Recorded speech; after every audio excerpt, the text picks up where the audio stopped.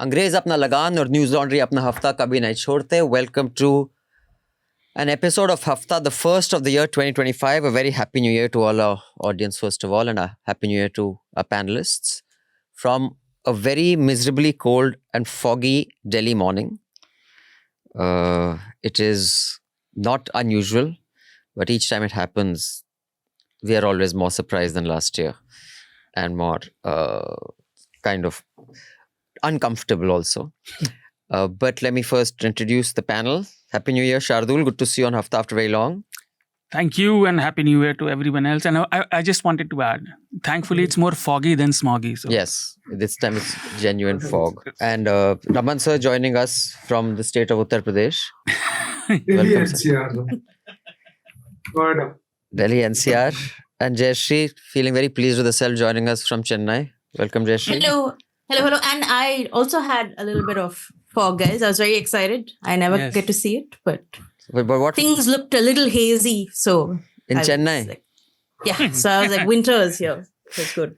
Okay. As I was saying, in a typical North Indian fashion, it must have been steam from the idlis.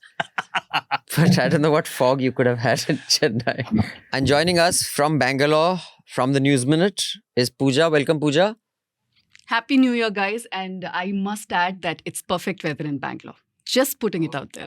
So, on that lovely gloating note from Bangalore, we hope 2025 is fantastic for you. We'll kick this year off with one Sena project and one campaign. Let me first explain the campaign, which I have done in the past. This is only the second campaign that Newslaundry has done ever since we came about in 2012. One was for Section 66A of the IT Act, the provision of which could put pretty much every journalist, anyone putting anything online, in jail.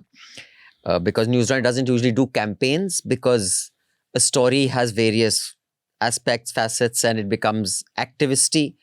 But that was existential, and so is this, which is the environment, the smog, the smoke, the pollution in much of North India through the year is at horrible, noxious levels.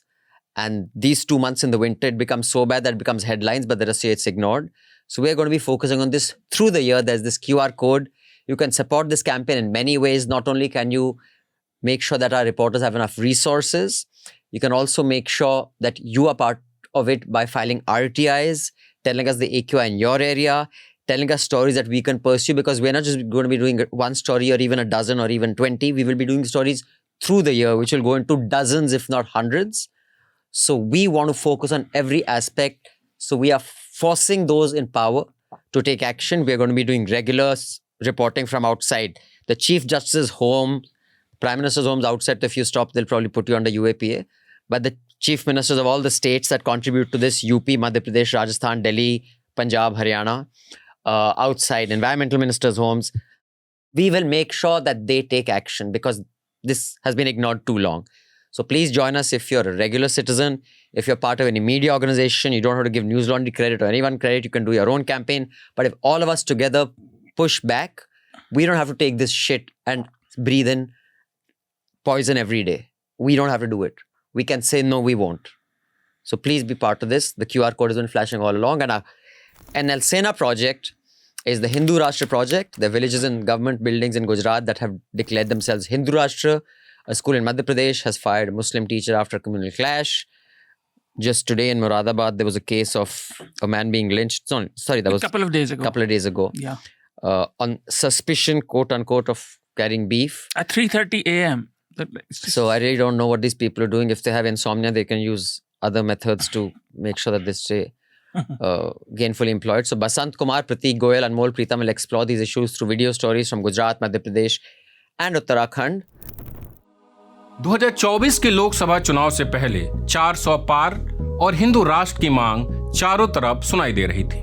नेता से लेकर बाबा तक इसके पैरोकार बन गए थे। चुनाव नतीजों के बाद यह मांग थोड़ी ठंडी पड़ी है, लेकिन गुजरात के कई गांव खुद को हिंदू राष्ट्र घोषित कर चुके हैं। क्या है इसके मायने? कौन है इसके पीछे? इन गांवों के हिंदू राष्ट्र घोषित होने के बाद क्या बदला है? गुजरात के अलावा उत्तराखंड के रुद्रप्रयाग का गांव न्यालसू, जिसके बाहर साइन बोर्ड लगा है गैर हिंदुओं का प्रवेश वर्जित है, यह यहाँ इकलौता गांव नहीं है।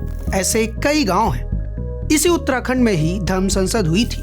यहाँ से आए दिन कम्युनल वायलेंस की खबरें आ रही हैं। क्या इनमें कोई पैटर्न है? कौन है इसके पीछे? मध्य प्रदेश में छोटे बच्चों के मन में हिंदू मुस्लिम का जहर देखने को मिल रहा है। स्कूल के बच्चे धर्म के नाम पर बंटवारा कर रहे हैं। एक बेगुनाह मुसलमान चूड़ी वाले को महीनों जेल में रखा गया। आखिर कौन है इसके पीछे? ये छिटपुट घटनाएं हैं या फिर किसी बड़े देशव्यापी प्रोजेक्ट का हिस्सा? सरकारों की इसमें क्या भूमिका है? वो संस्थाएं कौन हैं जो इसके पीछे काम कर रही हैं? इसी तरह के बहुत सारे सवालों का जवाब ढूंढने के लिए मैं मध्य प्रदेश जा रहा हूँ। मैं जा रहा हूँ गुजरात। और मैं जा रहा हूँ उत्तराखंड। हम तीनों इन तीनों राज्यों से लेकर आएंगे द हिंदू राष्ट्र प्रोजेक्ट से जुड़ी खबरें। इसके लिए हमें आपके सहयोग की जरूरत है। हमारे नए एनएल सेना द हिंदू राष्ट्र प्रोजेक्ट को सहयोग करें। इस तरह की रिपोर्ट करना जरूरी है क्योंकि ये घटनाएं भारत को पूरी तरह से बदल रही हैं। सहयोग करने के लिए newslaundry.com/सेना पर जाएं या स्क्रीन पर दिए गए QR कोड को स्कैन करें। So do contribute. There's a link to that Sena project and this QR code which will stay on the screen for a while we speak. So please participate in either of these projects. One is a campaign, one is a NL Sena project, so that we can continue to do public service journalism, public interest journalism, which is the way journalism should be. On that note, Jayashree, please give us the headlines and we'll get into the discussions. Yes, so here are the headlines for the week. Hundreds of candidates who appeared for the Bihar Public Service Commission prelim exam on December 13th have been protesting in Patna since December 18th. They've alleged a question paper leak at one of the centers. And this entire protest was compounded by the fact that the Bihar police on Sunday lathi charged and used water cannons to disperse the protesting students when they were trying to march towards the Chief Minister's house. I think we can discuss this in some more detail in the course of the episode. In Uttar Pradesh, as you had mentioned, a mob in Moradabad assaulted a Muslim man. They claimed he slaughtered a cow and the man died a day later. A case of murder has been filed, but the police has also arrested the victim's associate, who was allegedly with him at the time of the assault. I will say about this that, it may not be a topic of big discussion on the podcast because this becomes so everyday, but I mean, that's precisely why you should also discuss it every single time. Yes. I feel like we discuss Pakistan's blasphemy laws with such shock tones. Like, minorities can be hauled up on the say-so of the majority, but the cow smuggling law is almost exactly that. Yeah. So He wasn't even suspected of cow smuggling. They just thought that they are killing the cow. Yeah, that's enough. I was saying that every time we don't discuss it, saying that, it happens so frequently, we are somehow normalizing it. So it's important that every damn time we call them out for what they're doing. I totally agree. In Manipur, Chief Minister Viren Singh has apologized to the people of the state for the loss of hundreds of lives during the last 20 months of ethnic violence. He also expressed the hope that 2025 would usher in a reign of peace and normalcy. Damn, he's slow. 1.5 years useful later. words. Yeah. The Ministry of Home Affairs has amended the prison manual rules to address caste-based discrimination within prisons across the country. It's also replaced the existing definition of a habitual offender. Yep. So this is very good news. Yes. Voter turnout amongst overseas Indians declined from 25.5% in the 2019 Lok Sabha polls to 2.5% in the 2024 polls. The vast majority of registered electors living abroad in both years were from Kerala. I wonder why that is. It'd be interesting to explore. The Aam Aadmi Party and the BJP on Sunday accused each other of manipulating the Delhi electoral rolls. This is ahead of the assembly polls. Then there was another war of words with Delhi Lieutenant Governor V.K. Saxena writing a letter to Atishi. He criticized Kejriwal for allegedly calling Atishi a temporary CM, to which she asked him to let go of petty politics. Mr. Saxena seems very deeply anguished by Atishi's, how she may or may not have felt, I must say, if he were just focused on his work. But on the former point of electoral rolls, we are doing a series of reports. Some of them are kind of alarming. While all the noise is about EVMs, whereas there is no demonstrable evidence of significant tampering that can move an election, there seems to be enough evidence to show electoral rolls manipulation can have significant impact.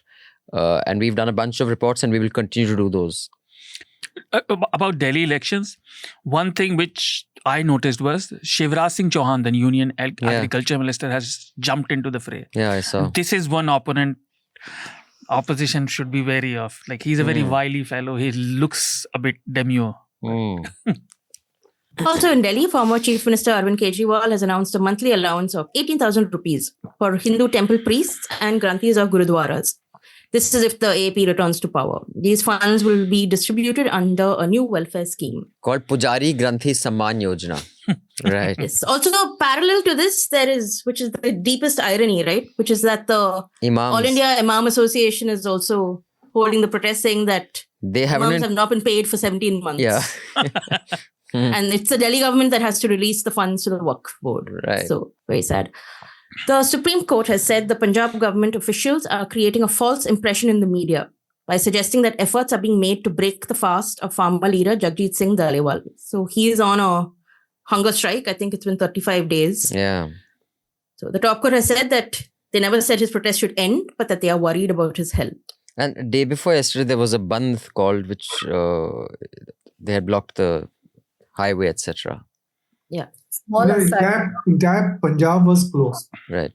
I was saying it's a small aside that even the Supreme Court is not immune to fake news. So they should take it more seriously when somebody else complains of it next time.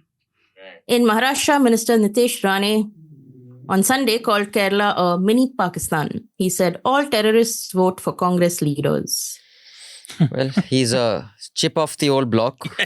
How many other proverbs can he come up with? The apple doesn't fall far from the tree. Any others? He's the fruit of the poisonous tree. He's Narayan Rane's son. Narayan Rane is also famous for his thoughtful utterances in the past. Next time he can come to campaign for BJP, I think that'll have a very good response. It'll be good fun. Come to mini Pakistan, eat the good food.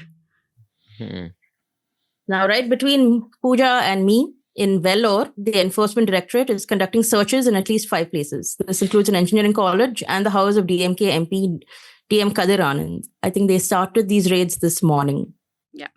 Raids are still underway. I don't know if we can expect heaps of notes and gold and what have you to be released by ED, but yeah, we're keeping it. One can only hope. And they'll arrange it in the shape of E and D, and they'll take a photograph. I just hope they won't recycle one of the old ones, the DK Shivkumar raids or one of those, just recycle those pictures. You guys don't understand. It's Happy New Year from ED.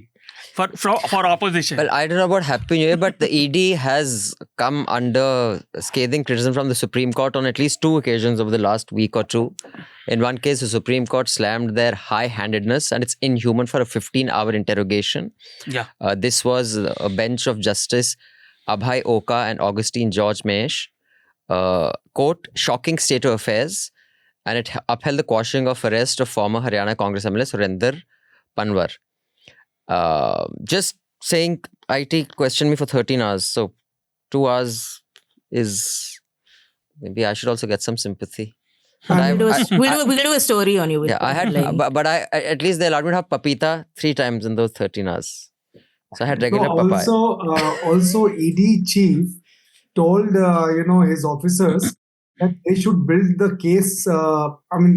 This conspiracy, you should knock it out till you are absolutely sure about it, because the cases are falling in the court. Yeah, their success rate is worse than the Indian cricket teams in Australia. And there is one other, besides the jokes, there was one other important judgment a couple of weeks ago. Not judgment, it was a statement. In Martin Santiago case, the court had said that you cannot just go on fishing expedition in devices of employees and the accused himself. You have to be specific about your searches, which is a great thing about privacy. Just to give you context about this Kadir Anand thing, and I think Pooja can correct me if I'm wrong, but basically in 2019, I think he'd filed an affidavit saying that his total assets are several lakhs, and then they subsequently seized 12 crores or whatever from his house and his premises and so on. And so they filed a case. Now, of course, the question is that the ED usually can only investigate if it's money laundering or if it's specifically a case that's been filed under the PMLA and other things. And in this case, none of that exists. But also, I feel, analyzing the legalities of things that the ED does is like rearranging the deck chairs on the Titanic. It is totally futile. So, right. In Chennai, after a student was raped at Anna University, the Madras High Court has pulled up the police and authorities for politicizing the case. So we will not be discussing this in detail because I believe it was discussed in detail on this week's episode of South Central.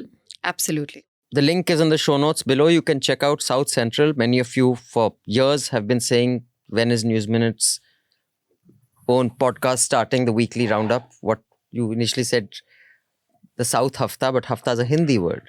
Yes. And this is called South Central, which is specific for the South. So this has been discussed in detail by the amazing team at News Minute and Pooja's colleagues. So you can click on the link and check out the entire discussion around the details, the controversy, and the implications of this case. Yes. 40 years after the Bhopal gas tragedy, Yes. 377 tons of hazardous waste have been shifted from the defunct Union Carbide factory for disposal. They were taken to Pithampur in Madhya Pradesh. Yeah. And there was Pithampur in Dhar.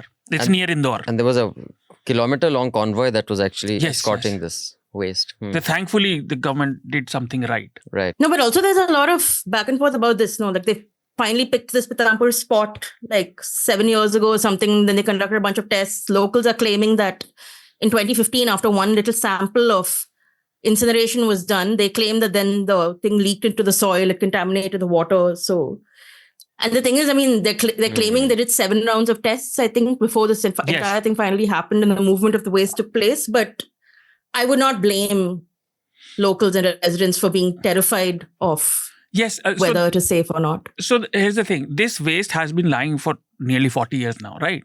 Yeah. So this was contaminating the ground and it was sort of, getting situated in the very ecology.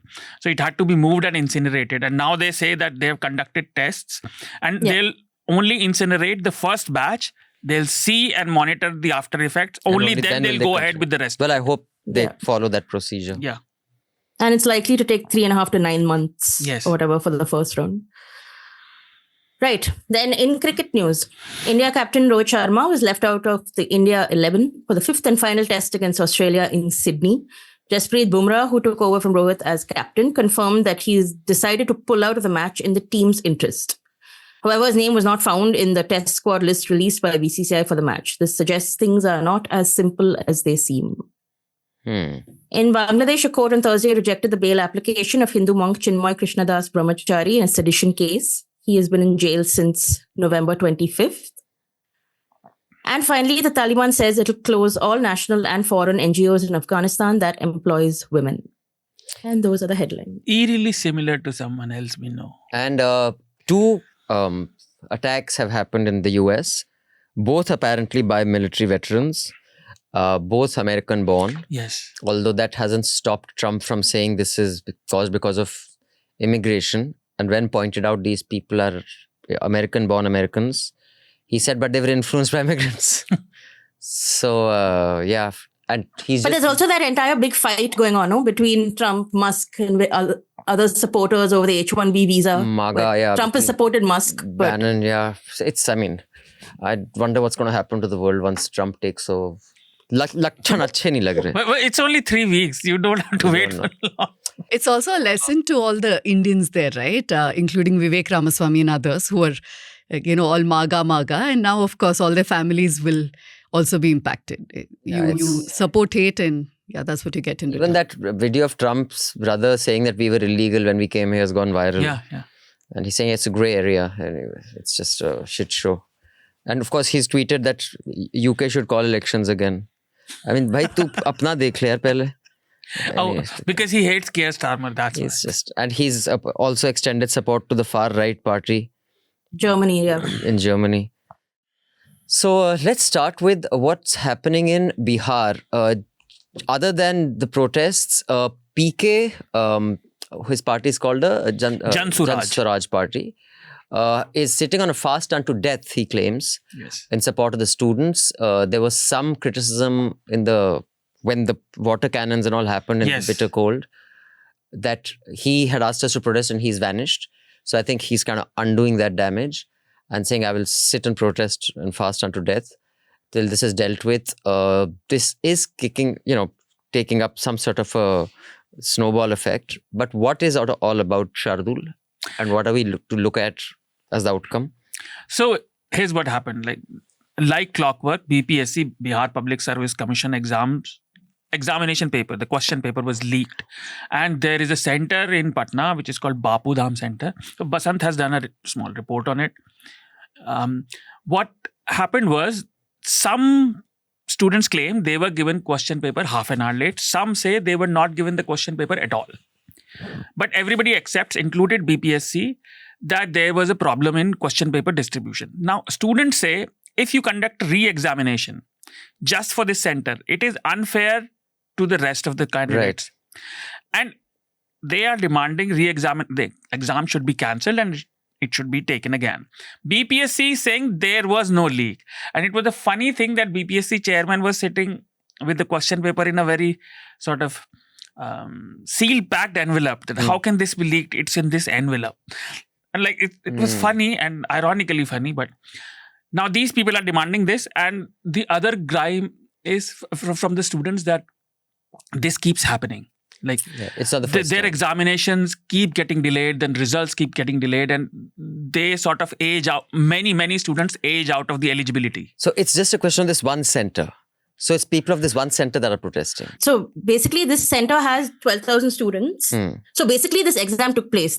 And the question paper turned out to be fairly easy.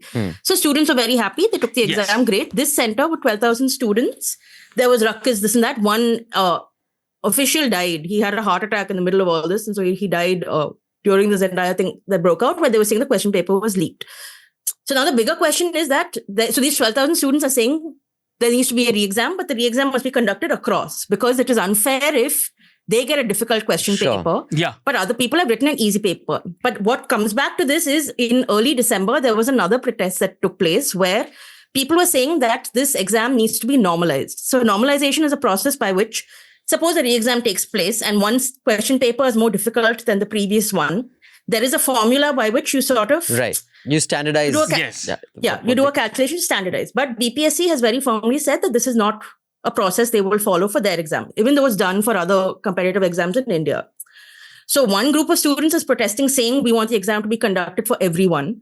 Meanwhile, students who have already taken the exam in another center, they're saying, why should we take it again? Because... So the government has an exit. So they have...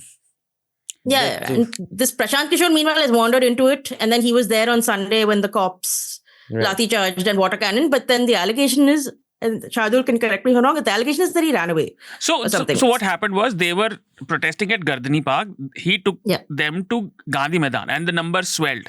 Like reportedly, some news reports were saying the number swelled to 35,000-40,000. I see. But they also guided them that you should submit an application, formal application for all this. And protests have been clubbed. Like there are many issues. What they want is reform of the system, that this keeps happening. Many students, that because we are aging out.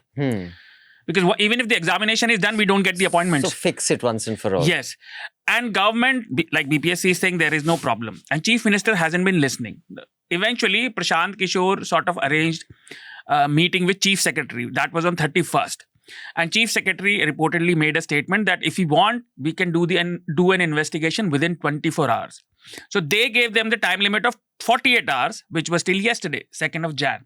But nothing happened. So now Prashant Kishore has come up, and the allegation that he ran away, like I'm not sure what his party people are saying, that he didn't want to escalate the situation. Right. But it escalated anyway. Yeah. Raman sir, anything on this that we can look at? But speaking of, Nitish Kumar didn't listen. From what I'm hearing is he's not really listening in general. His cognitive abilities are... No, I think there are two aspects to it. I mean, last year was, I think, last time we discussed laws. I think one of the biggest laws was that paper leaks. Last year, there were so many paper leaks, investigations that happened, but nothing came out of that. But here too, what I basically feel that if the leak was from one center, it needs to be investigated. I mean, on many occasions, what happens that if something is fair to someone, it may be unfair to others. So I think the best way forward is investigate properly and then come up with a remedy. Now, the second aspect to this problem is the political problem. Prashant Kishore, it's the youth. Youth is something that every party wants to appropriate. So Prashant Kishore, who is the budding politician and who is forming his own political party in Bihar, so he found this as an occasion to to be part of this protest and take whatever political mileage he can. So I think there are two aspects to it, but I feel that we need to investigate. We cannot, that mob. We can't go with the mob cycle. But does this only happen in Bihar? Doesn't it happen in southern states as well? Or there the exams are conducted absolutely tickety-boo? I remember Tamil Nadu, there was a paper leak in 2021, 22. The 10th standard, 12th standard board papers or something happened. Yeah, so, board though happens down there. I'm talking about the state services.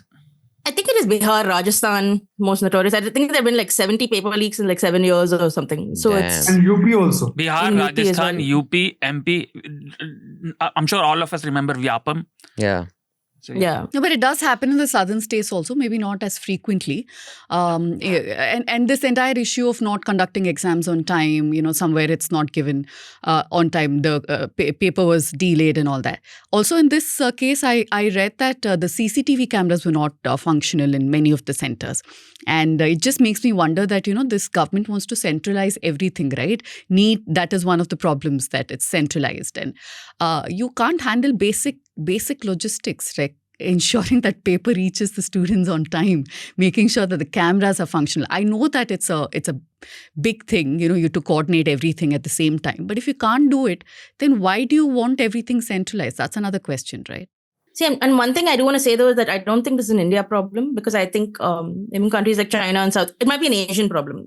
Countries like China, South Korea, I think even Japan has had widespread sort of comparative exam paper leaks. So there is something in the water in this part of the world. Oh, really? Just another point, the political part of it. I'm very amused every time somebody says, but the opposition protested and made this and that. Isn't that their entire job? Prashant Kishore wants to become a politician and wants to contest elections. So he's doing whatever it takes to kind of get public support, take up issues on behalf of the public, even if it's with a vested interest. So this argument of protest going, rogue because of involvement of opposition is just ridiculous. More than half of the population is below 32 in this country. And if you are aren't these people who conduct these examinations getting their salaries? There is no accountability. It happens once, you understand. Like Jayashree mentioned, it happened once or twice in Japan. It happens every year, many times. Didn't we conduct long series of investigation last year? It has happened, like she said, 70 times in Rajasthan, so many times in UP. And people are unemployed, they're aging out, and then you complain about crime. What are young people going to do if there is nothing to do?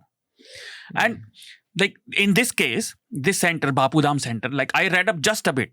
This is just an hour of reading about this case. This center belongs to in the administration of Bihar Education Board. Now, who is going to coordinate between Bihar Education Board and BPSC? Of course, DM. Because you have to ensure security. There is no accountability of anyone. And in the end, they say we can conduct investigation, but we won't. Isn't Chief Secretary responsible if it's a statewide issue? Well, I think unless, it comes from the political leadership, I don't think the bureaucrats on themselves will act on this. And I agree with Pooja. Why not do politics here? Come on. People are studying. They're studying hard.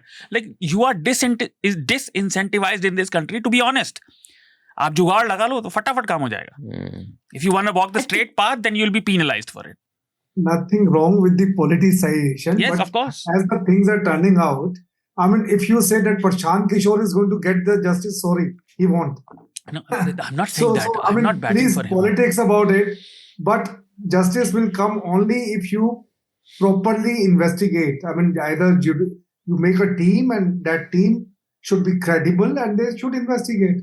You cannot, protest, of course, protest should happen. I'm not against the protest, but politicization also is, according to, in 35 years of my career, I have seen it doesn't help much.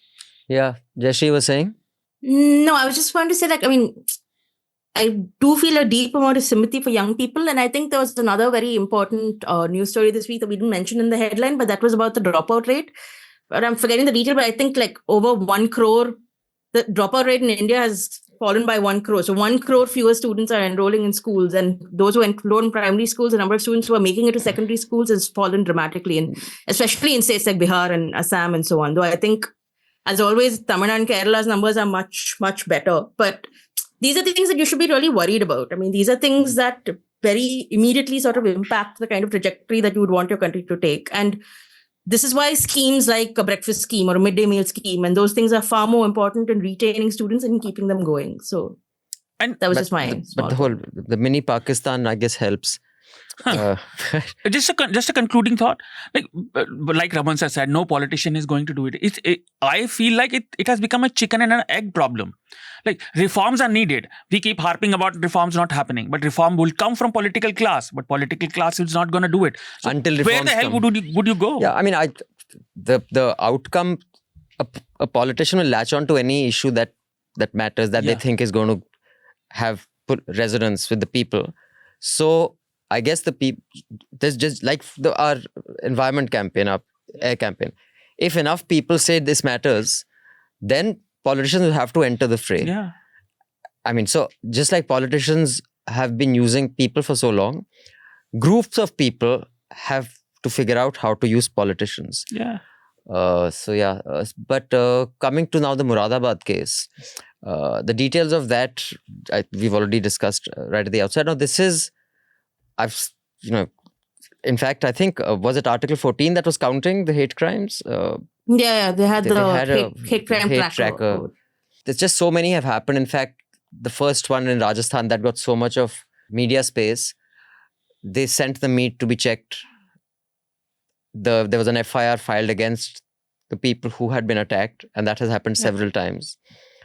The normalization of this, like you mentioned, is rather sad, especially when the Prime Minister weighs in on anything that happens anywhere else in the world. The Foreign Minister issues statements, but something that happens within your own country, they're oblivious to. The FIR has been filed. In the past, does anyone have any idea of what was the outcome of the cases? Clerks, we know arrests were made. There was even a conviction, if I'm not wrong. First case which had ever happened, that was in Gujarat, where, the 4 persons were flogged because they were into this killing business. The flogging. They were not even Muslims. They were not even Muslims. In that particular case, I think the arrests were also made and they are also out of the jail. But I think most of the cases are under trial. So in Akhlaq's case, it happened in 2015. It got major coverage even in international press. In fact, Al Jazeera ran a story saying the lynching that changed India. There were 25 witnesses, but until 2 years ago, 25 of them still had to testify. Yeah, that was in UP. I think Ghaziabad ke paas tha. Akhlaq's. Yes. Yeah. So this has been normalized for a long time. So what was the trigger for Mr. Rane calling Kerala mini Pakistan? I mean, was it something to do with beef being legal there or something, Pooja? No, it's because, sorry Pooja, but it's because Rahul Gandhi and Priyanka Gandhi won. Yes, that's the only reason. Yeah, so it's such an easy thing to say, right? They're like, they are elected only by anti-nationals and Muslims, so it must be a Pakistan. Also, if you guys remember, there was this, I think Rahul Shivshankar had led this campaign where, when the IUML flags were used in campaigning. IUML is a UDF ally. It supports Congress, very strong in Wayanad.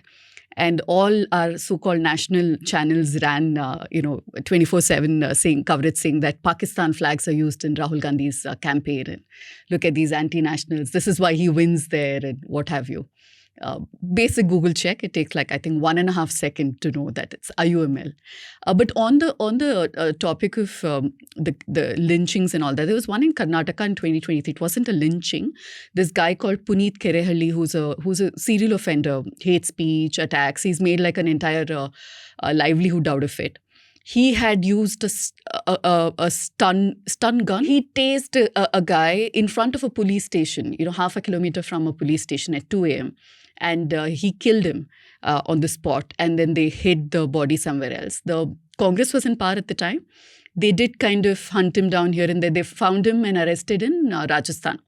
But this is the thing. He's out on bail currently. And I think he's using Facebook again to continue with his hate speech. And before this, he used to record these attacks because he used to go live on Facebook saying, "Oh, I see a truck coming. Our informant told that, there's cattle inside, so we'll stop," and things like this. So my point is, it doesn't matter BJP, Congress, yes, the degree changes perhaps, but Congress could have arrested him beforehand because he's putting it out in social media.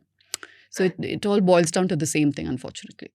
I feel also I blame the media in great part for the way we report on these sort of murders, because we don't report them as murders. We report them as man was lynched or man was killed, but because he was doing X or Y. So that's become part of the vocabulary on how you would report a case, because you're assigning some kind of detail as to why it happened, even though Justification almost like, yeah. And I think that sort of language has become very everyday. I mean, it's not like just sort of extremist newspapers, extremist languages that would use it. It is a very everyday mainstream way of defining why a person is killed. It is because he was smuggling a cow or he had killed a cow. And I find that a bit shocking. Yeah, even I mean, such language, just a few days ago, I'll try to Google and see the exact headline if I can find it. There was, I think, there was a gay man who was accused of murder or something. And the headline was, gay man accused of murder.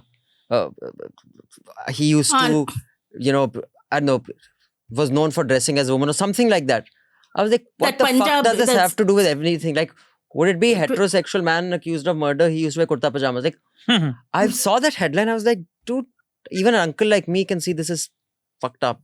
No, but that was a very specific, it was a very sensational sort of thing. But I think that the person who was accused was a serial killer or something. And he was faced a lot of abuse and bullying, and he had said that is why he carried out such murders. And he wore makeup as a kid. That's what the headline said. He said that he would dress as a woman to lure his victims. I think that was the thing.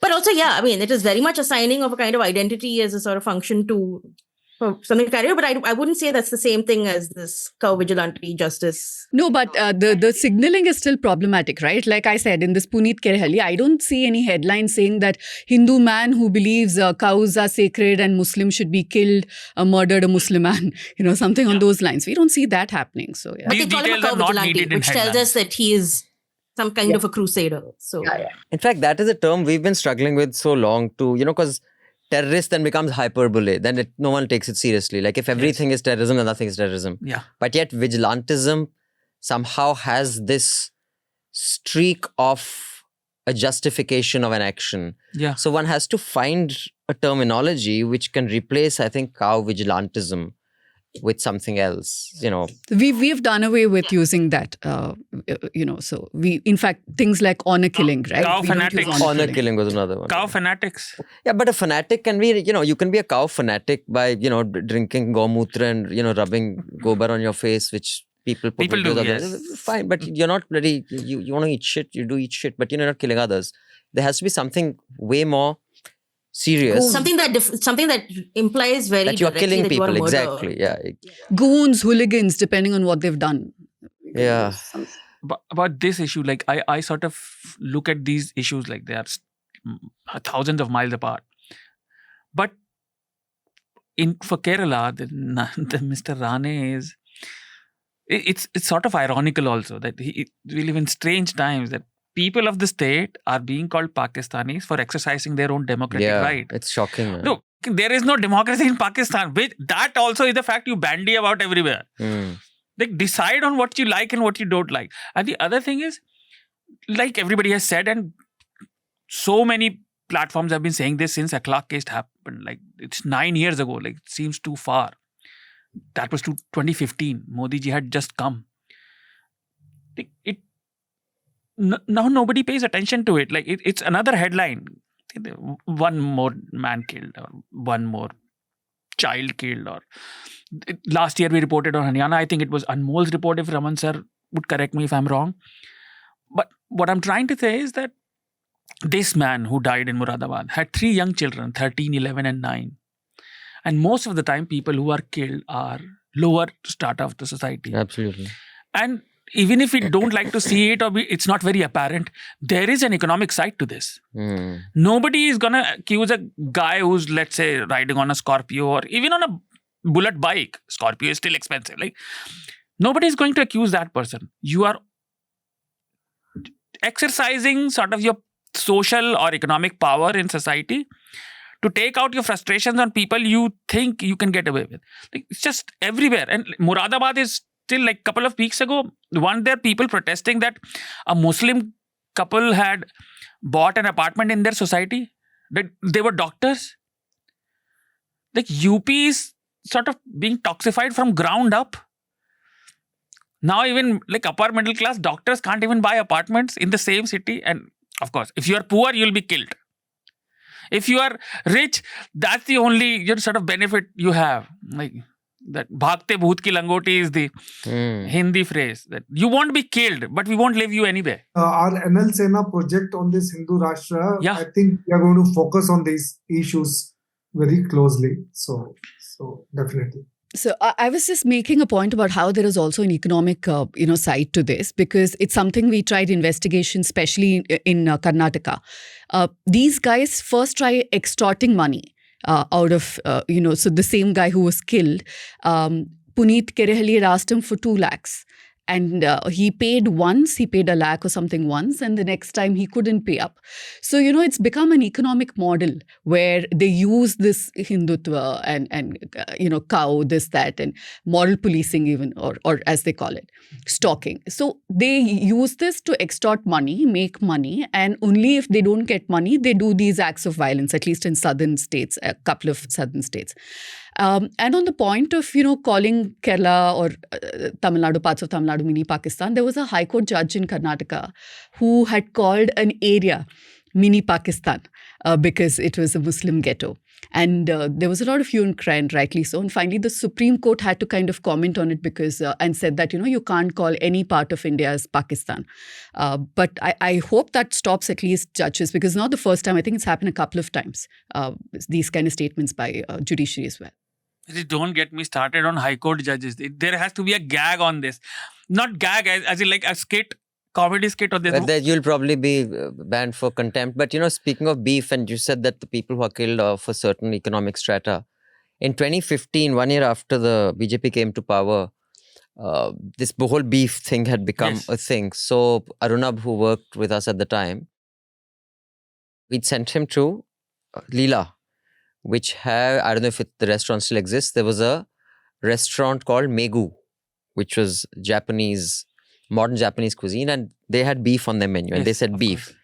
I said, go there, order, have it, and then write a report. And we put it in the link, and he specifically said, this is beef, not buffalo, right? Because buffalo is allowed. Yeah. So it's beef that is important. And there were another couple of restaurants that then we mentioned, which were importing beef from Scotland, some were importing Angus from the US. And as Arunab has written in this, the US Department of Agriculture does not make a distinction between beef and buff. So he says, how do you know this is buffalo and not beef? So after he reported, he ate and came back. Then he asked him as a reporter, do you serve beef? They said, no, we don't. But I just was there yesterday. So while he was there, and this had become a big issue at that time when the BJP had just started flexing its muscle. He said when he was in the restaurant, and he asked me, because that time we were just a very small team. So I used to have some sort of, because there were 5 of us, some editorial input. He says, there was this politician was there, this politician was there. Should I also write that I was? And of course, he called me from there. He says, the cheapest beef dish here is for $11,000. No, the steak was for 11,000. The cheapest was 6,000. I said, beta, tu starters kha ke aaja. Don't go for the steak. Did they have Wagyu? Which is, yeah, they did. Nice. So, but like you said, wasn't that the same year when they raided Kerala House in Delhi? Oh, did they? For having beef on the menu. And then again, they said, no, it wasn't beef, it was buff. And then Uman Chandi was very, very angry. Like, how dare you raid Kerala House? So now Hemant Biswas Sarma has, kind of taken a political risk by saying that they will not allow beef to be served in restaurants in Assam. At community gatherings, yes. At community gatherings. You can still eat it at home. But because there it's popular, I guess you can't do something like in Kerala because there it's too popular. But I wonder how it will play out in Assam because Assam, it's staple. So even the BJP voter eats beef in Assam. But it's staple as in community-specific staple.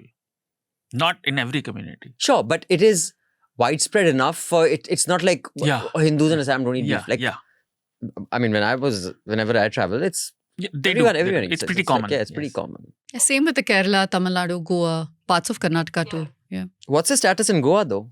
Goa, didn't they actually go on record to say that we're not banning beef in some of the campaigns? BJP, I think last time did say that. Because I'm sure like the rank and file of the party there consumes beef. So Yeah. I mean, it's just bovine beef. Like scientifically, there is no difference. But like, I though wonder, like you're sitting right here. You love Bapu, and like we also admire Bapu, all of us, right? But in different degrees, that's personal. Sure. But when he talked about, preserving cows and holding up Ram, if I don't believe in reincarnation, but if he could look that, he would say like, this is not what I had in mind. Like, Sure. like what the hell is going on? I think the motivations and the symbolism was different in different, Yeah. phases in our history. but it's barely love for cow, because I've gone to a few of these goshalas, and you should actually see how bad they're treated. They die I'm sorry, but a very sad death, So in fact, some activists in Karnataka did this. They took, the older bullocks, right? Bullocks and ox that couldn't be used in agriculture. They just took them and they blocked the highway in Chikmagalur when BJP was in power, because what do we do with this? We can't afford to feed them.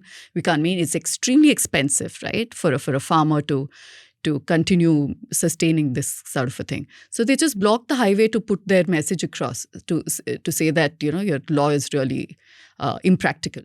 I think Assam already did have existing laws on beef and sale of beef. As in, you couldn't sell beef in areas where Hindus are in a majority. You couldn't serve beef within a 5-kilometer radius of a temple or whatever. So now they've just extended that to say, well, now you can't eat it at all in a public space or in a restaurant. Well, now that the Kumbh is about to start, Yeah. I think last year before that, they had cleaned out all shops that were eating meat anywhere around Prayagraj, which was, Yeah. there were so many shops there. So, I'm sure it'll keep expanding. I don't know what the final outcome of this will be. The full-page Kumbh Mela ads have already started in my Yeah. And like daily newspapers as of yesterday. Another thing, just to point out, that this is the love for the cow and protection is just a facade for everything else. Yeah. There was a report the week before the last, like some week in December, that in UP, the UP administration went to sort of shut down a gaushala because it was illegal, built on illegal land. And VHP people came and beat the local administration up, Nagar Nigam and municipality people. Yeah, there was that great story by the Express a few years ago because of this whole fear of, people thinking that you'll get lynched if they, skin the out of commission buffaloes, etc. There was just forest in Madhya Pradesh, it was leaving them there. So it had become this major carcass ground with thousands of carcasses there. There was disease because, Oh my God. because leather is made out of it. Now, no one wanted to skin it. Yeah. No one wanted to take responsibility. So they just go leave it in that. And you can't keep it at home and keep feeding it if there's no economic outcome of it. It was a fantastic story. But, yes, sir, you were saying? Same thing has happened in Gujarat also. Right. The first case, if you remember, they were Hindus. They were from this community who used to skin, the cow, Cattle. the dead cows. Right. So now there is a particular village over there. I was in DNA at that time. So I got a story done on the entire village, the economy and everything. So they have given up this Profession altogether. profession altogether. So just speaking of the Kumbh, how many of you have visited the Kumbh ever? Never. Never? You have? Of course. Okay. Which one was that? I was young in Haridwar. Hardwar Kumbh. Not Prayag Kumbh. Yes. Okay. I visited the Prayag Kumbh, the holiest of holies, where the Shahi Snan and Buddh Purnima happened on the same day. Oh. And apparently that would happen only once again in Yeah. the century. Yes. And I went there, it was freezing and I took a dip.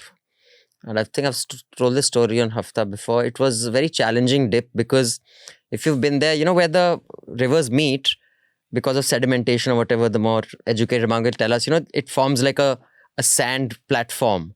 Okay. So that's where the platform is. And then they cordon off the rest because there's a drop there.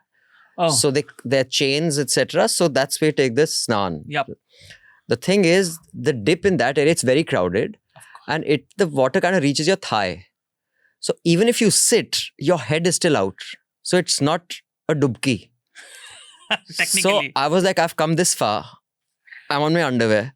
I'm till the thigh. If there is a 1% chance that I'll wash away my sins and Buddh Purnima, Shahi Snan, same day, it'll happen once again 100 years. Might as well take a full dip. Yeah. But hard as I tried, my head was not going under. So then I... Can't you like crouch? Yeah, no, then I like lay down like a worm and I kind of negotiated my way through all the other legs that are trying to squash me and I emerged.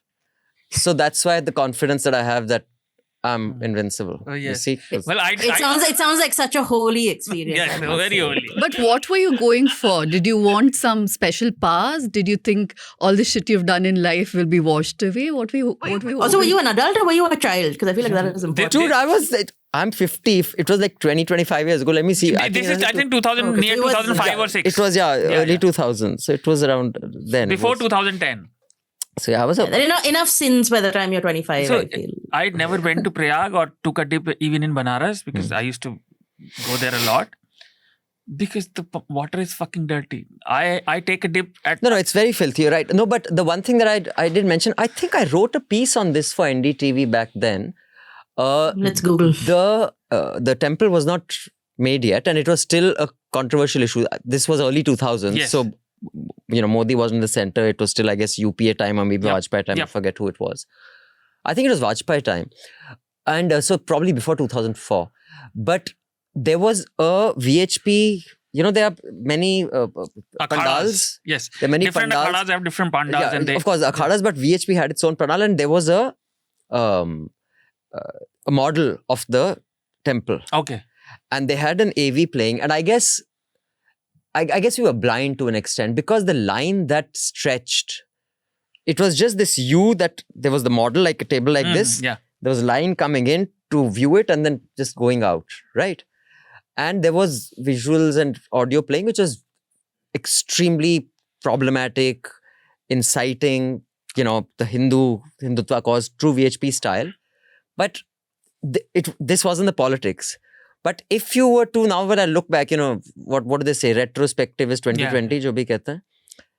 It was Hindsight is 2020. It was the longest line in the Kumbh. And the Kumbh is, you have to see it to believe it. I mean, I would definitely, just as a sociological study, it's a fantastic thing to go visit. Because see, there's that Baba who hadn't put his arm down in 11 years, one who hadn't sat down in 17 years.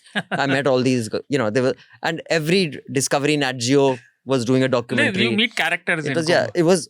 But now when I think back, that line was so long. Yep. And those images and the video playing of Sadhvi Rithambara's speeches, etc. Yes. I mean, we should have seen this coming. I guess everyone was just too busy looking the other way. People couldn't believe that it will happen. No, they were fringe, at the time. We kept thinking, they're fringe and they can, it's just a small section of people. I'll, conclude that point on Prayag. Mm-hmm. Supposedly, I am not a believer in that sort of way. But people claim that Ganga is mother, right? So my mother will understand. I don't want to take a bath in dirty waters. Sure. If she is a mother, she'll understand before anybody else. Why don't you go to Rishikesh and upstairs and take a bath there? No, you're giving ideas for more people to throng and dirty the water there as well. They have built too many dams in Uttarakhand. We keep reporting on it. The flora and fauna is dying. I'm trying. That is a pet peeve. What can I do? Okay, so before we wind up, I just wanted to get the panel's view. This is the first Hafta of the year. Let me start with Pooja. Or if you want time to think, you can take time to think. My question is, give me your political prediction. Because what do you think is going to be, and it could be anywhere in the world, a political prediction, because then we'll revisit at the end of the year and we'll see who is the most astute political pundit here. Give me a political prediction that seems unlikely today, but you think will happen. Anyone want to go first? Actually, I want to circle back because it's hard to imagine anything that's unthinkable as of today. So I'll have to really stretch my imagination on that one for a bit. Yeah, I don't have predictions, but things that I feel will be very big deals in 2025, which is not answering your question at all. That's okay. You can think of something that'll be a big deal even if it's not. It will be that the census will finally begin. So we'll have a little more knowledge on delimitation and this 33% women's reservation. I feel they'll continue looking for temples under mosques. I think that is going to be a very definitive sort of everyday occurrence from now on. I think the farmer protests are going to spiral. I think the fact that they've been going on now for a year is sort of lost on most people. For me, it didn't really register that they've been there for a year because you think of the big protests as happening 2-3 years ago, but they have been. I think the economy is dying. I think it's going to die a further and further death. There were all those analyses that came out last couple of days on 4-wheeler sales and 2-wheeler sales, and people are doing so badly economically, but that is also why we're sort of ramping up this entire vocabulary of hate. And I think for me, 2024 is a year of scams. And I think those scams are going to become more and more sophisticated. I don't think anyone is immune from scams. I see a lot of people sort of sneering and saying, oh my God, can you believe that person fell for X and Y? But that is because every single person can fall for a scam. If you haven't fallen for one yet, it is because that scam hasn't found you. It will happen. Like, it is that sophisticated. So these are my general thoughts. Raman sir, any predictions or outcomes that you can think of? No, I also feel that economically this year is going to be very bad. Okay. And second, full of optimists, aren't we, in here? Politically, I think it's a transition phase, and right is going to become stronger. Okay. There are going to be, there will be more division within the society. And I do not see much uprising, including the farmers. I think the farmers, yes, but public sentiments are not with them even today. So I don't see much uprising this year. That is true, but why do you think that isn't the case? Because there was so much public outpouring before, but now it's just sort of, it's an inconvenience. It's more than anything else. Yeah. Right. And another thing, also, because I want this story to be done, but we have so many other stories on our hand, but I'll speak about it. If you just carefully, read how the farmers' movement in UP, so you will see the kind of division that this government has created. There were 10 key farmers in a movement. All 10 farmers now on a different platform. They have been given Z category security. The government has brought them into their own fold. So they have really broken the back of farmers, especially in UP. It's a very beautiful story. If we just do the story of the 10 key farmer leaders, and you will see that how they are behaving now. So I think there are many things to it. No, that's actually a very important point, what Raman said just raised. And in fact, we were trying to look at how, all these morchas of RSS, right? I mean, the different wings. And I think that's what we will see in 2025 as well. They will infiltrate, and I use that term very responsibly, more sections of a society, teachers and lawyers and unions and what have you. And they will kind of strengthen their ideological base in the southern states. And I have a very bleak picture of what to expect in 25. I think the South will really, really suffer because they have to also prepare grounds for possible delimitation. And clearly they're not... they've tried what they can, but Karnataka, to a certain extent, it helped them. But their polarization is not getting the kind of immediate dividends in the South, which means that they've been trying forever. It's not getting any dividends. It's just not working. No, but partially here and there they've gotten, right? In Karnataka. But imagine after all those projects, they get reduced to, the lowest ever in a couple of decades in terms of seats. But tell me, I saw that rather dramatic visuals of Annamalai flogging himself. Mm-hmm. Did it have any kind of favorable outcomes for him? Did it make waves? Was it like, oh, look at him? So it's a comeback, right? What it did for Arvind when Arvind spent the night on a cold Delhi February morning on the streets of Delhi. No, this is his second time he's done something like this. Not this dramatic. But one thing he's mastered is exploiting a tragedy. We saw what he did when Lavanya, a young girl, killed herself. And then it worked for him to a certain extent. It kind of put him on the map, at least.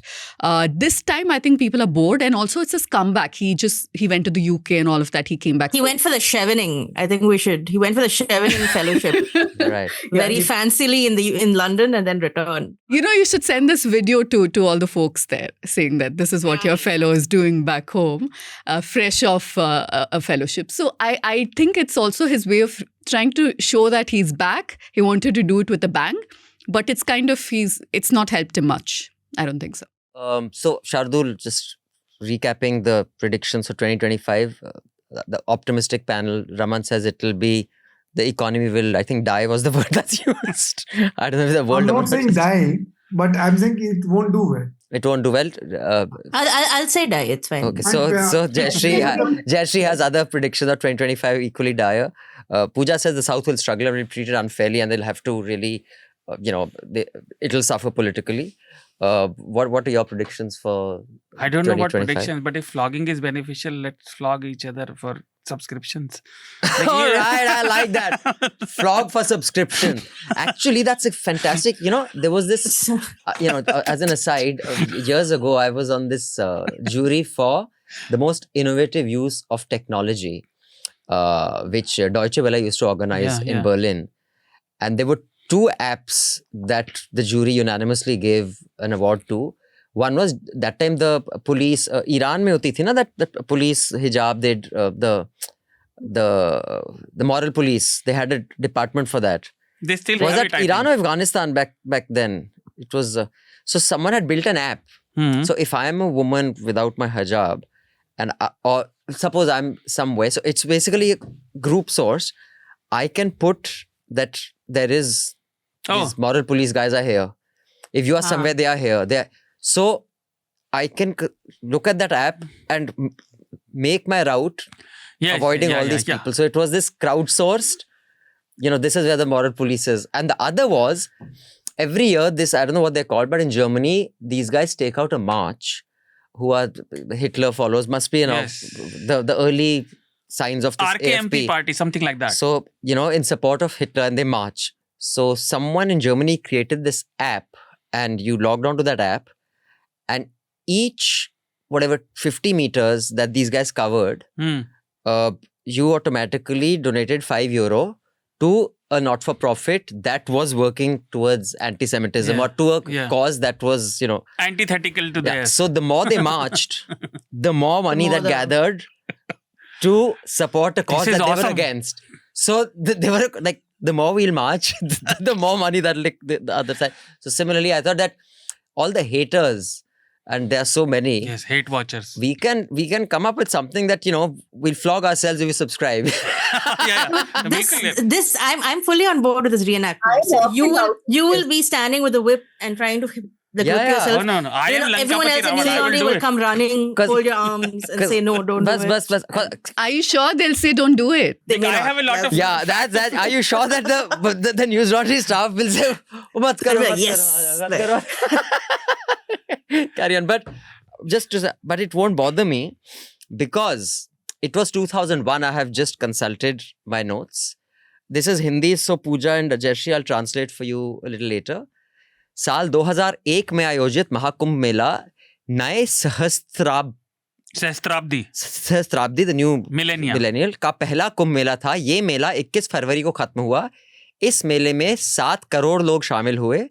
ये बहुत खास था क्योंकि एक ऐसे ग्रहों के संरेक्षण के बाद, this basically the constellation, alignment of planets. Once in 144 years. Wow. Once in 144 years. Sanrekhan. So, which is alignment, yes. So that is the... Can you imagine the South Indian on the panel is the one who got it right? I know, you both are sitting in the Delhi office struggling to pronounce I was not struggling. He was. What is that? The AI has misspelled it. Exactly. That's not the correct way. Yes. That's don't blame the AI for the problems. I will blame the AI. AI is nuts.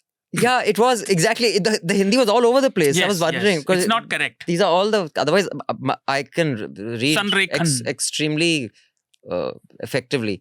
So anyway, so those are the predictions. So what is your prediction for 2025? I don't know what prediction, but I was about to tell you that the Kumbh, that Buddha Purnima wala happened in 2001 and Mahakumbh in 2013. So that was the one. So yeah. 2001 is the one that I've been gone for. I don't know what prediction, man. Like I hate, you must never make bricks without clay and like... Right. But guessing is a bad game for reporters anyway. Raman sir keeps saying but we are not guessing as reporters. I'm just saying this is... See, we don't discuss this one's going to win. These are general, macro outcomes like Trump and Musk will have a punch up, or I don't know, Amazon will be split or Apple will be split by, anti-competitive laws. Anything. Or, this will be the hottest year yet. It could be anything, So, a couple of things. Like maybe like self-reflection is harder than looking at someone else. So US is going to get... Okay. They are like so many billionaires in the collective... what was it? 378 billion collective of that Trump cabinet. Yeah. So that is one way to that country up. Looking inward, I would say this is RSS centenary year also. Right. So I sort of disagree a bit with Pooja because they have already infiltrated. There is Adhivakta Parishad for solicitors. The biggest in the world teachers, Vidya Bharati, and Ekal Vidyalaya. Like we discussed it. The world's largest labor union, they already have that. But they want to penetrate India more. Their stated goal is, this year's stats say that they increased 9,000 daily shakas since last year. It happened like a couple of months ago. And now they are functioning shakas of 64,000 something. Right. But they say they only have penetrated 50 something % of India. And their stated goal is they want to do it 100% in every taluka. Essentially, there has to be one shaka. Well, it's extremely efficient. I mean, you have to give it to them. So my prediction for... Sorry, go ahead. So my prediction is, 1, they'll strengthen themselves. 2, I think the chasm between the RSS-trained Karyakarta of BJP and Yogi Adityanath supporters is going to increase. Last one is, I think this year is going to be bad for dynastic politicians. That is never going to come true in India. Like worse than before. Because somehow I feel like in Maharashtra they are going to get wiped out.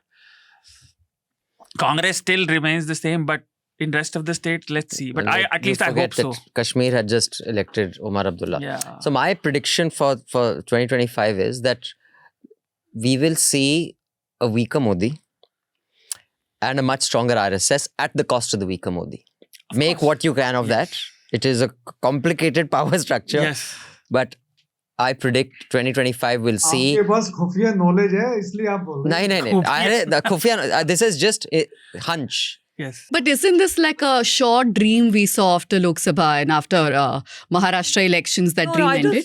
I don't know. It's been too recent, but I think there will be a significant, visible, one-upmanship that we're boss, you're not boss. So, I'll add something. So, related to what Abhinandan said, they have already underlined it. Like their Karyakartas disappeared in Lok Sabha elections, many constituencies. Right. You can see the effect, which was again sort of reinstated, underlined in Haryana and Maharashtra. But everybody talks about Devendra Fadnavis and Yogi Adityanath. You have to watch out for Shivraj Singh Chauhan. Really? Yes. He seems such a benign person. That is the trick. His charm. That's the trick. That's the trick. So we're gonna get into the emails, but before that, I want to say thank you to Pooja because she has to be on her way. But Pooja, before we thank you, wish you a happy new year, and ask our audience to subscribe to News Minute, subscribe to the joint subscription so you can support 2 wonderful organizations that do public interest journalism. What are your recommendations? Can I quickly plug all our shows? We have 4 shows now.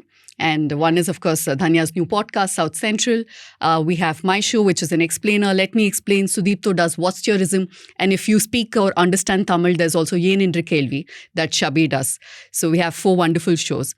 My recommendation, I think, in keeping with the theme of our discussion, if you haven't, you should read Dhirendra Keja's Shadow Armies. It's from 2017, and he looked at all of these. He's featured 10 organizations, and he's looked at them as fringe at the time, which they no longer are. For example, Sanatan Sanstha, which killed Gauri Lankesh and so many others, no longer is as much fringe anymore. But I think it gives us a good understanding of how organized they are, how well they coordinate, and how they function on ground. So I'd recommend that book. Okay, thank you. Have a wonderful day and a year and weekend. And see you soon. Thank you for having me. Bye, Pooja. Bye, Pooja. Bye. Right, on that note, I'd like to remind you all, here's the QR code. If you want to participate in our campaign to get the poisonous air around us cleaned. Now, Bombay is becoming really bad. It's just going to spread everywhere. If you think you're insulated from this, you're not. So we would urge you to join this. You can join it in a variety of ways. Scan this QR code and you will know what you can do. And also you can click on the link or scan this other QR code to contribute to a new Sena project, which is the Hindu Rashtra project. Can I add something to our campaign? Sure. Like, everybody cares about some issues. Maybe you care about Bollywood. Maybe you care about electoral politics. But if you can't breathe, none of it matters. Yeah, man. exactly. It's just... It's like, the starting point. Like people talk about, I can't live without my wife or my children. Dude, you can't live without oxygen. Yes. Please. So you need clean air. People often ask us, what does the design team do all day? Wait, let us show you.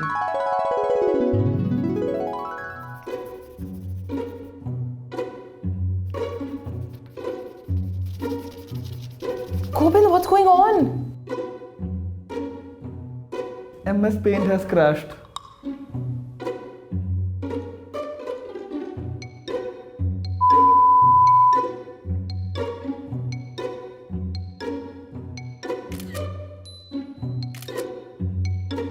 Gobind, what are you doing? Our Shutterstock trial has expired.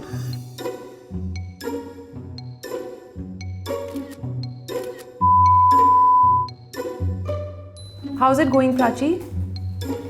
We need more storage.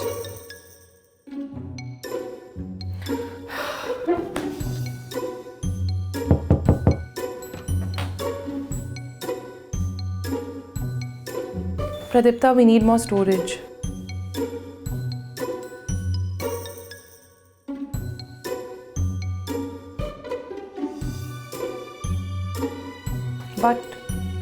But... We need subscription. What is this? See, we need you. We need you. We need you to know that without your subscriptions, it's hard for us to bring you quality content at the scale and frequency that we do. As someone who heads the design team, I can tell you firsthand how much thought and effort goes into making our stories accessible, engaging, and impactful. Every infographic, illustration, and visual element is crafted with you in mind to inform, inspire, and sometimes even entertain. Since we've chosen this harder path of independent, ad-free journalism, we rely on you, yes you, watching this right now to keep us going. Your subscription goes towards encouraging and enabling young creative minds to bring you content that is infused with data, peppered with humor, backed by facts and research, and packaged with care, just for you. Go on newslaundry.com/subscription or just scan this QR code. Keep us safe from floppy disks. Help us bring you quality news. You can also mail us with your feedback, your suggestions, etc. We only entertain the emails of subscribers. You can mail us at podcasts@newslaundry.com. I repeat, podcasts@newslaundry.com. Or you can just click in the show notes below. Your email must be less than 150 words. What we are going to start doing is, because the mails are just piling up and up and up, we will now call it a hard cutoff. We will not read an email more than 150 words, because Jayashree just said there have to be consequences, otherwise it just goes on and on. Yes. So, but we will mention the people. We've read your mails. Vatsal, 161 words. James, 164 words. Sani Naik, you've said such wonderful things about us, but it's still 213 words. Again, Vatsal, 172 words. Shivani Yadav, 173 words. Parmeet, 173. Ujjwal, 186. Are you sure Ujjwal's 186? It seems shorter, but we'll check. Anonymous, 178. Anjali, 161. Dr. AK, 173. Although Doctor, I don't know whether you emailed me personally also, if you're the same Dr. AK, but Dheeraj has knocked it out of the park with 334 words. Accountability. So we will not read that email. So, but we'll read the rest. So, Jayashree, please do the honors. Yes, so here are all the Kutti emails for the week. The first is Noman Khan, who says, this is a short letter of appreciation for Anand. I recognize his perspective often sparks disagreements, myself included on several occasions, but I cannot overlook the incredible depth of knowledge he brings to the table. Every time Anand speaks, I find myself learning something new and interesting. And for that, I sincerely thank him. We shall That's very communicate nice. that to Anand. Yes, he's having his exam, by the way, his law exam. So that's why he's not here. Vakil Saab. Vakil Saab. Next email is from Dev. who says, I hope this email finds you well. I'm reaching out to seek your insight on the growing trend of historical revisions in India, particularly efforts by entities like the RSS and BJP to reinterpret history to suit specific agendas. It's deeply troubling to see iconic figures like Gandhi and Periyar being vilified, while individuals like Savarkar are being glorified.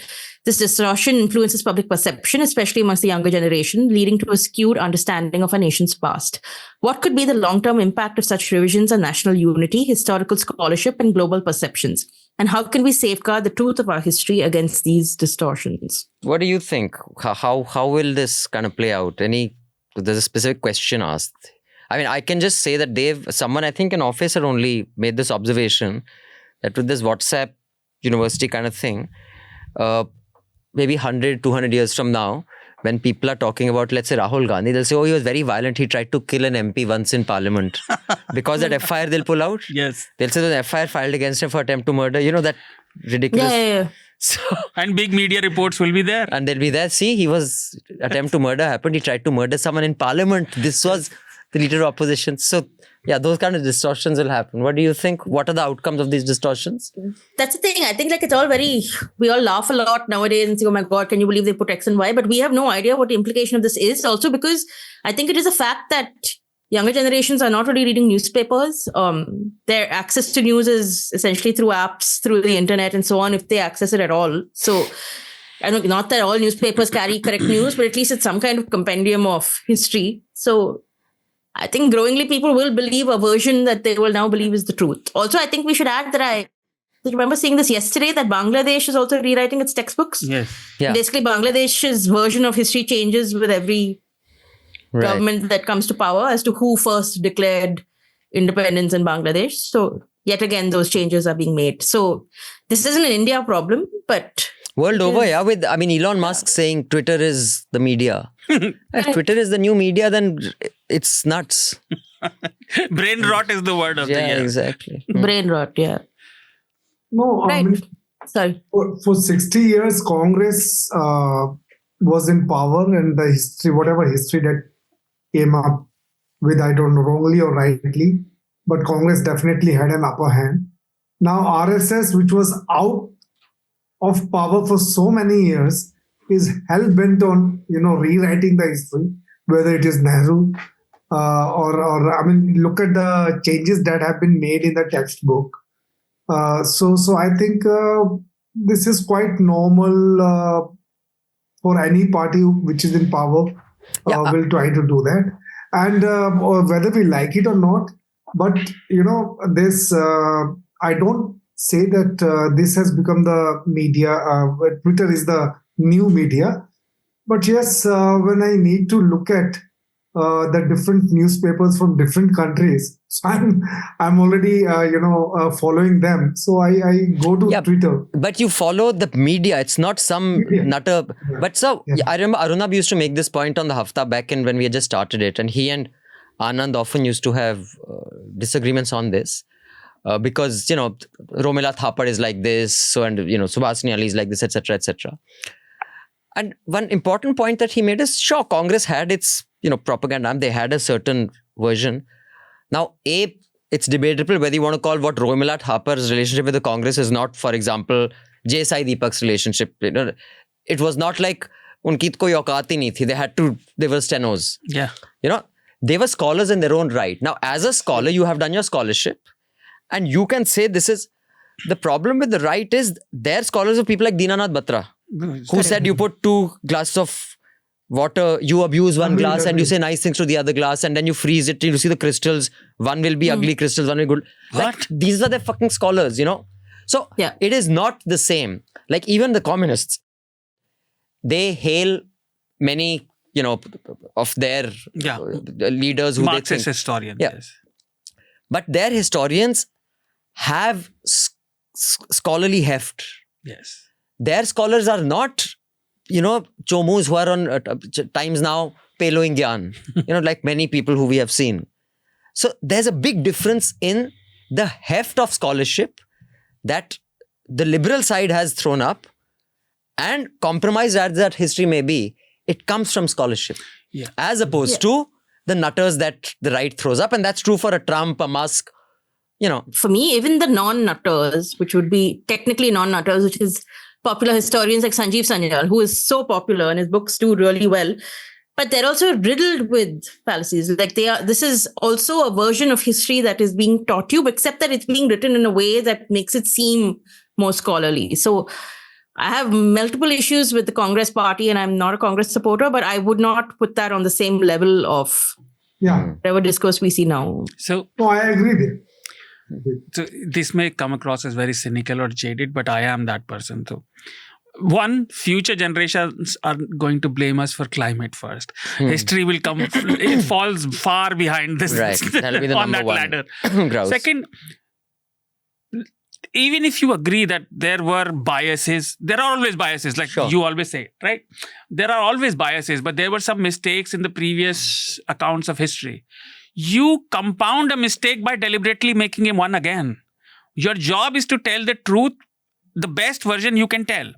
But if your work is not, solid, if you haven't worked on it enough, there is no point. Then you have to make then up it's stuff. not a history. Then you have to make up stuff like there was internet and Sanjay had But AI glasses. people don't want the truth. Like I know many members of my family who are like, but we prefer this. We prefer that version. We want that there version. is a movie like the Big Short about when it starts, there is a unknown quote. Truth is like poetry and nobody likes poetry. Right. Yeah. Let's move on. Yes. Next email is from Mohit, who says, over the last few months, I'd found NL reports and interviews, especially the election coverage, repetitive and not incisive. The regular NL Hafta felt jaded. I'd been thinking of not renewing my subscription after many years. Even the interviews with Shehla Rashid are all fun for eyeballs and hopefully will help NL get new subscribers. But that's not the kind of coverage I'd been looking for. But I recently went over the reports by Sumedha Mittal on the electoral rolls in Western UP, and what a cracker set of reports they are. I am hooked for one more year to NL. Kudos to everyone and Happy New Year. Thank you, Mohit. But, cracker reports it's not a daily thing. That's why they stand out. I know we've set the standards very high, but there will be fun interviews like Shehla Rashid's, but there will also be serious journalism. Yeah. And Hafta was stale because I wasn't here. Lankapati Ravana is back. So it took us 5 to 6 months to do these stories. And they're still not done. We have lots more coming. Yeah. Lot more. Yes. Right. So next email is from Sharat, who says, hi, I wanted an NL Sena on the election where I heard 40 lakh votes got added in 2024 in Maharashtra. Whereas in 21-23, it was 36 lakh. This is from Rajdeep's interview. And the last hour votes with increased percentages. Is there a correlation in a constituency with increased votes and increased voting percentage in the last hour? It was a tradition only in the time of election managed by government. But seeing a delay in poll data and last hour increased the percentage of votes. So EC credibility is heavily damaged in my mind. I'd love to have an interview with Parakala Prabhakar. And having said this, the opposition should go with the slogan, no vote means voting for BJP.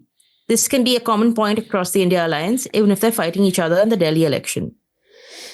So, I don't know whether there's correlation of, the sudden surge at the end and which way there have been certain claims, but I'm not sure if I think it's also very much human nature, that towards the end of a time period is when you really see the most sort of activity. So... But I don't know the surge. Scientifically, I don't have a view on it. But I'm sure some people have done some studies on this. So, historically, voting percentages surge at the end of the day because till afternoon, political agents notice that their voters haven't come out to vote. So Then they go out and they bring them. They get them. And of course, people returning from, and as Jayashree said, human nature. Right. But that has been a norm for a while, quite a while now.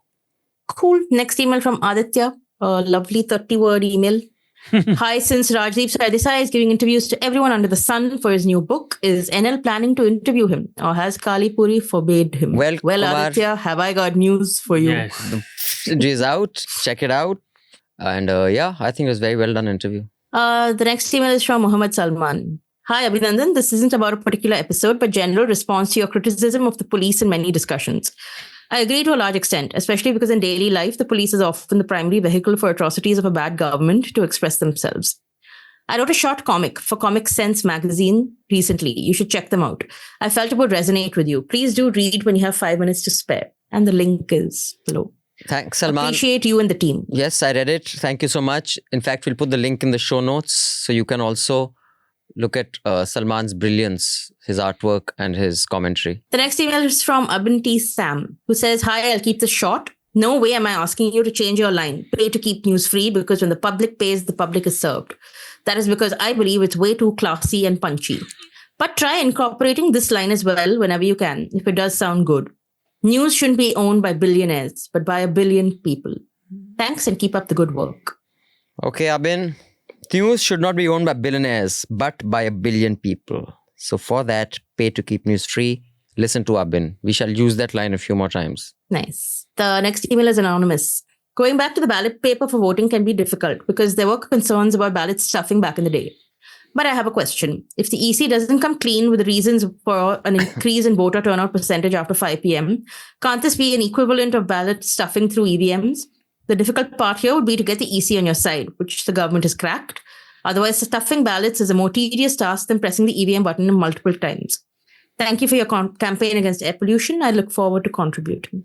So, this is my personal view, Anonymous. You can check out my interview with the former Chief Election Commissioner, Mr. Qureshi. He has explained the process of EVM storage, etc. In my view, it is extremely difficult, bordering on impossible, to tamper with EVMs. That is my personal view based on whatever information I have and what I understood of the process of, how it's sealed, it is checked by agents of different political parties, which is why I think the real game is actually voter rolls. Voter suppression is the real game. It's not EVMs. But that's just my personal view based on the information I have right now. If I have new information, I could change it. Another point that he's raising is, but if the election commission does not come out with the real numbers. Oh, that. Okay, that is okay. Sure. So that in fact, what has happened that they are just not answerable. I mean, they don't care. Actually, that is something that Qureshi Sahib has also said, that the election commission, the transparency, there's lack of accountability, they don't want to hold a press conference. That is really disgraceful. Right. Next email is from Dheeraj, who says the recommendation Excel file is still at episode 514. Please take note. Also, the shortcomings of the app, as suggested by me and others, have not yet been addressed. Please pay attention to those aspects as well. Sure, Dheeraj. Although I think the Excel file should be up to the latest one, but I've just pointed out to my producer, the Excel file of the recommendations should be updated to the last Hafta. So just please double check it. Next is Anurag. Well, again, very good email. I appreciate it. I just want to thank you guys for covering Bastar. You had 2 stories in December alone. As someone from there, I deeply appreciate it and keep up the good work. Thank you, Anurag, which is why we can send our reporters, far and beyond the obvious news cycle, because people like you support us. But I'm glad there is another story in the pipeline from Bastar, which will come very soon. Ishan says, thanks for the nice year-end Hafta. My question is to Abhinandan. In the last Hafta, I got the feeling Justice Lokur was not giving too insightful answers to your questions and that you were trying to probe him more. Was that the case? If yes, do you gather such observations to then later use with regard to which guests to invite to Hafta? Well, Ishan, actually, Justice Lokur is a man of few words. But I think those few words are valuable. I find speaking to him each time quite satisfying. I guess you're just used to people like me who blabber all the time. So he seems a bit reticent, which he is a little bit. But yeah, I mean, we want people who come on Hafta to talk. But as far as the Hafta standard is concerned, I think he speaks enough. But yeah, maybe not as much as I and you would like. I agree with you there. I kept wanting him to speak more. But he's a quiet kind of man. And I've noticed that's true for most Supreme Court judges, at least the ones I've spoken to. They only give the bare minimum word count of what they want to say, and they say no more. I think they're trained not to shoot their mouths off. I'm very impressed by people like that, who can be very measured in what they're saying. But Nirav says, 2024 has been a very informative year from NL. I want to point out the inconsistency, though, in the subscription purchase options via various channels. The website only offers joint NL-TNM option. The iOS app allows just an NL subscription, but at a higher price, perhaps because of the Apple commission. The QR code shared during nuisance has just the NL purchase option. Now, while I understand a joint subscription can help both platforms better, the consistency in options will allow more flexibility for subscribers. Okay, Nirav, a point noted. The Apple, you're right. We also encourage people to come direct to the website because Apple commission is ridiculously high. But on the others, I didn't even know that there was a standalone option. Maybe the QR code hasn't been updated. But I will share this with the team. Thank you so much. And Ankita says, I watched the Rajdeep interview. Kudos to Manisha. She has great interview skills. Also, Rajdeep took the questions very well. I've been listening to NL saying the subscriptions have gone down. I think you should give more subscription options because for now it's very limited. Maybe quarterly subscriptions with different amounts to choose from or numbers of users who can access. The current plans are limited and look pricey for a new person. Right. I'll send that also to the team. In fact, I'm just sending them the mails right now. Abhishek says, Happy New Year, NL team. I recently subscribed and the perks already make me feel this could be a lifelong subscription. I'm loving the shows and the interviews, especially the one with Shahla Rashid, though I wish Abhinandan had gone all out instead of holding back. I also love the reports, podcasts and more. You're simply awesome. Big shout out to Abhinandan, Manisha, Atul, Sumedha, Anmol, the incredible Anand sir and everyone else. You all make NL what it is. Small request, could you add links to the books or stories you'll recommend during your shows? It would be great to access them directly. I'd also love a discussion on the rise, fall, and potential comeback of communists in India. As someone from West Bengal, I'm curious about how the TMC dismantled the cadre system and why the left is now struggling for relevance. Keep rocking, team.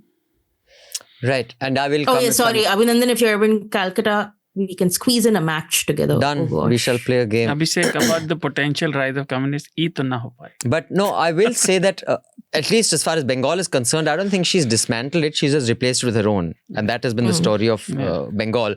But I think it's an interesting, I think this will make an interesting LTA. Maybe we should keep this as one of the possibilities. Communism, no? Of, communism in India, how it, because I was under the impression that India had the first democratically elected communist government in the world, which is Namboodiripal's government. But I was told not in the world, in Asia. There was one earlier in, I forget where, which is a democratically elected communist government. But Was it not Kerala? I thought it was Kerala, but someone I think on Hafta only pointed out that it was the second. The first one was elsewhere, but we should check that. But maybe the LTA can explore that. But thank you so much for the subscriptions. I've come up with a great idea. Producers, maybe we can do this. People who violate the 150 word limit, we will just read 150 words. It doesn't matter what it's... You see, it'll also give interesting cutoffs. Yes. So we will only read 150 words. You can write as many words as you want. Perfect. I like that. That's the solution. So you can mail us at podcasts@newslaundry.com only if you're a subscriber. If you just want to leave general abuse, you can leave it in the comment section or on my Twitter. Now let's get the recommendations for the week. We want to start, Jayashree? Yes. I realize both my recommendations are actually very sad, but, it's important. So the first is a story that came in ProPublica. It's actually a story that was published 10 years ago, and it's one of the most meticulously reported stories from America I've ever read. So in 2008, a woman from Washington says she's raped. The police said there are inconsistencies in her account. They disbelieve her. They file a case against her for false reporting. Simultaneously in the story, in 2011, the police are searching for somebody whom they think has raped at least 5 women.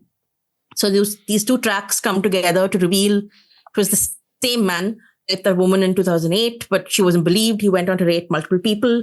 And it's a very upsetting, unsettling, long story, but it's so beautifully done. And I think it went on to win the Pulitzer. It also became a Netflix series called Unbelievable. Yes, Unbelievable. Yes. So, this is in ProPublica. It's called An Unbelievable Story of Rape. I took many breaks while reading it, but I think you should.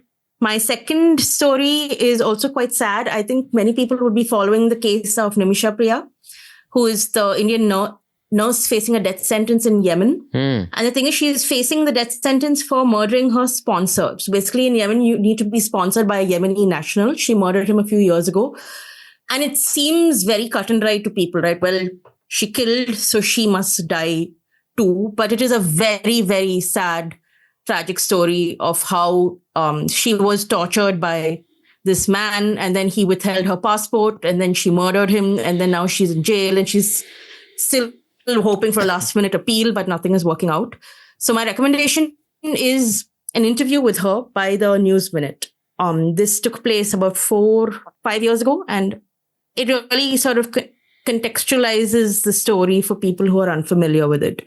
So it's called Indian Nurse Nimisha Priya Faces Death Sentence in Yemen. Here is what she said to the News Minute. Yeah. Right. Raman sir? I'm not very fond of Korean shows, but I liked very few movies or shows made by Koreans, which are extremely popular in India. Parasite was one of them, which won the award. I loved that movie. But I think this Squid Game, the season 2 is out. Yes. So the first one really made me sit on the edge. Too violent, but yes, but it is gripping. So I've just started watching it. So Squid Game. Okay. First is a book I recommended earlier in Charcha in November. It's How Not to Kill Yourself. Because this is a very celebrated and award-winning book by Clancy Martin. And if you're dealing with depression, and I was dealing with it at the time, this is a very insightful book into your own psyche. It helps you reflect. The other one is Letters to a Young Poet. This was written by Rainer Maria Rilke. It's a German name. If I'm mispronouncing, I'm sorry. And they wrote this to a young poet who was writing poetry and sent her a few words. And this is a book which is said you should give it to every creative person who's budding in their talent. So, and this, my Letters to a Young Poet, was given to me by Dayanita Singh, the celebrated photographer. So, and this is one book, if you want, like writing, painting, anything, you should read this. The last one is from Oscar Wilde. And this is like if Oscar Wilde has Twitter. Its title is Only Dull People Are Brilliant at Breakfast. And this is like so funny. So this is the spirit of the new year. And one is a personal one. I lost one of my friends also last year. And there was one movie he loved. I gave it in Charcha last week in live. Which I hated because they misrepresented wolves and how wolves behave. And I'm like very animal lover and nature coded. So I thought this is a all movie. But it's a very good movie about survival. It's called The Grey. It came in 2011. And sort of its tagline is what I'm focusing on personally, and you should too if you want. It's a play on Henry V, Shakespeare's Henry V, when the wall has fallen and he's trying to inspire his troops. So these lines are, once more into the fray, to the last good fight I'll ever know. Live and die on this day. Live and die on this day. Very nice. So you have fantastic recommendations 25. I love this conversation like I love most of Christopher Lydon's conversation. He had this conversation with the former ambassador to Saudi Arabia, Chas Freeman, who has as gloomy a prediction of America's relevance in the world as Jayashree has on most things. But it was interesting. I don't entirely agree with Mr. Freeman's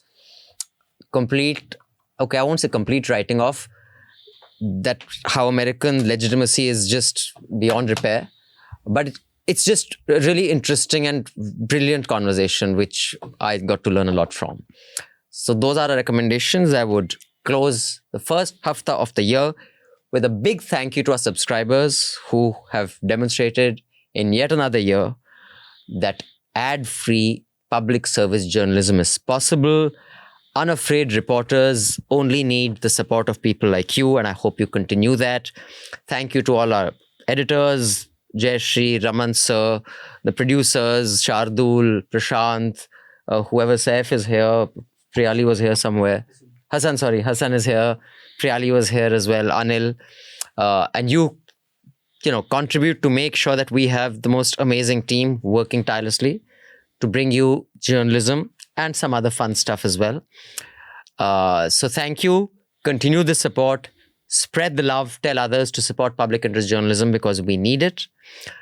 And I will leave you on an upbeat note with this song because we must believe we are invincible, even if you have not taken the holy dip in 2001 at the Mahakumbh.